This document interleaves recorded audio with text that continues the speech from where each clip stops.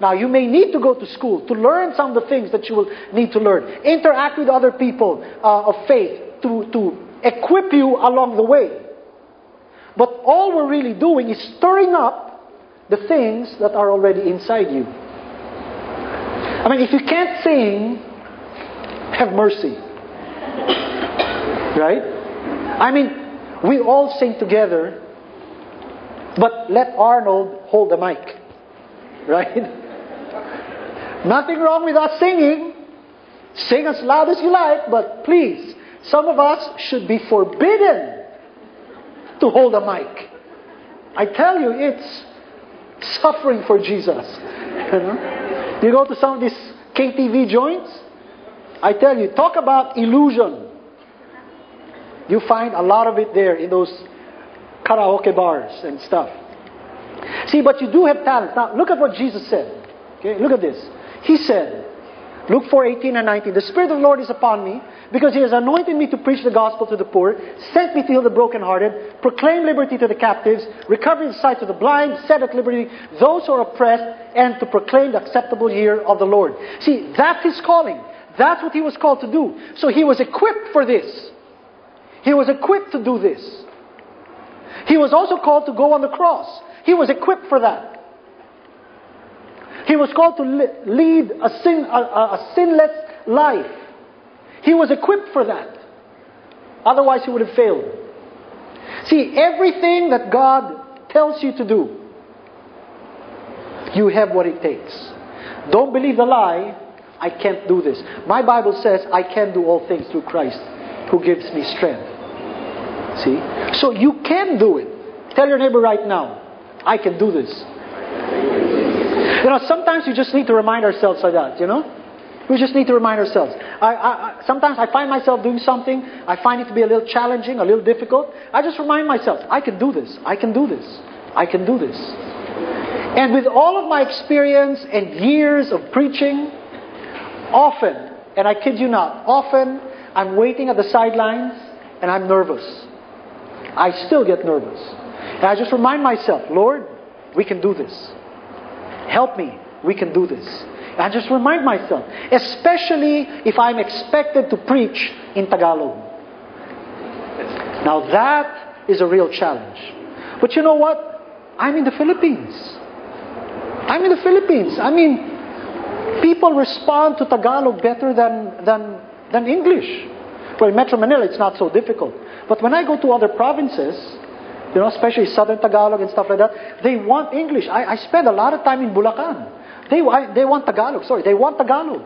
And so they said, they'll say, "Pastor, is it okay if you can at least speak Taglish?" You know, and my problem is, if I go Taglish, I'll end up choosing one or the other. I'll either go Tagalog or I go English. Taglish is a little difficult for me when I'm on stage. So I prefer to go straight Tagalog or straight English. And I can do both. Might be a surprise to some of you, but I actually can preach in Tagalog. Okay? Don't ask for a demonstration, please. Okay? But I have to pray a little bit more when I'm going to preach in Tagalog. I'm serious. I really pray a little bit more. I get cold hands. I get really nervous when I'm there. But the moment I start, tuloy-tuloy na. It just starts to flow. Except my prayers. My prayers are still in English. You know, I mean, Daddy and I, we talk in English. It's like my wife and her sisters. You know, they can speak Tagalog, they can speak English, they can speak Bisaya, but when they talk to each other, it's always tongues. Right? It's always in Bisaya. They don't talk to each other in English. For them, it sounds funny. I can speak Tagalog, but when I talk to my sisters, I always speak in English. I mean, we just don't speak in Tagalog. It sounds weird, even though I know they understand. You know, and I can say it in Tagalog, but we just don't do that. So it's the same thing. He and I, we speak in English. So when I preach, he's actually speaking to me in English, and I'm translating into Tagalog. And sometimes it becomes a little comedy. You know, sometimes I say things that I did not mean to say, but it came out that way. And then they start laughing, and I have no idea why. You know. But you see, when you understand this, it begins to reveal to us why we are the way we are. It begins to reveal to us our temperament.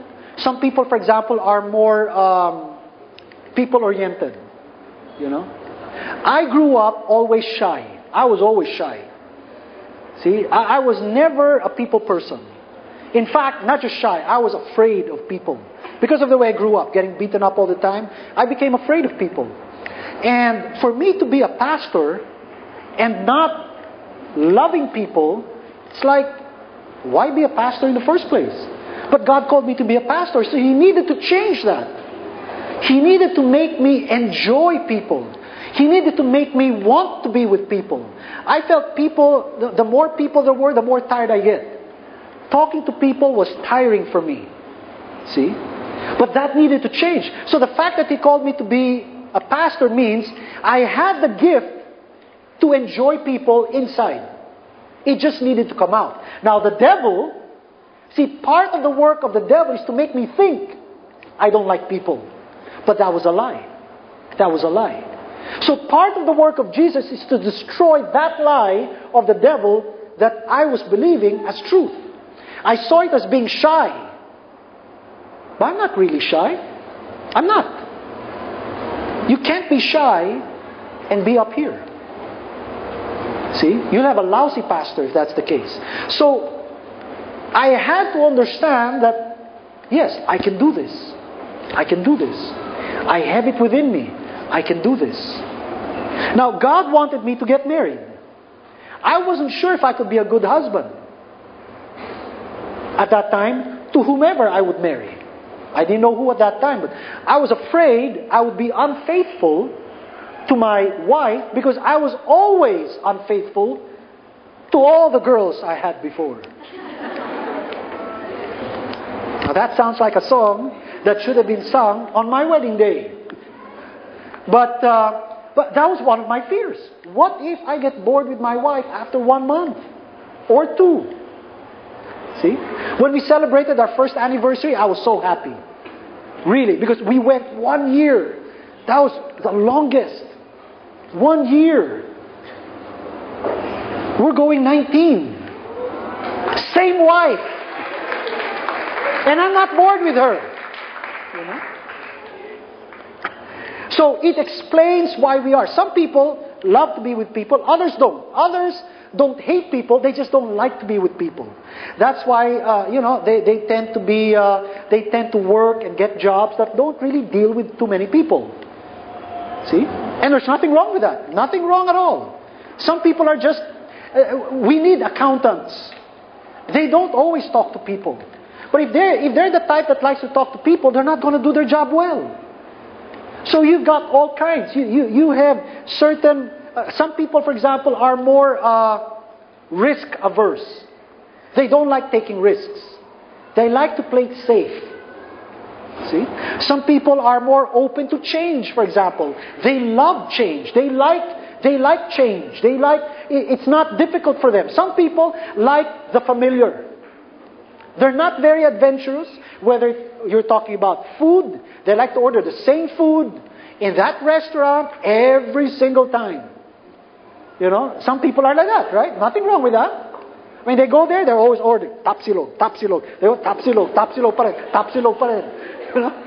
And then they go to that restaurant, they'll order another thing, but it's always that same food in that restaurant. They don't want to try anything else. Why? That's the way they are. They like the familiar. They're not adventurous. They will not step into a roller coaster. Right? Because that is a formula for a heart attack. For them anyway. They don't enjoy things like that. Some people like the familiar. Even when they go home, they always pass the same road. Doesn't matter if it's traffic, it's the same road. It's familiar. This is where I will pass.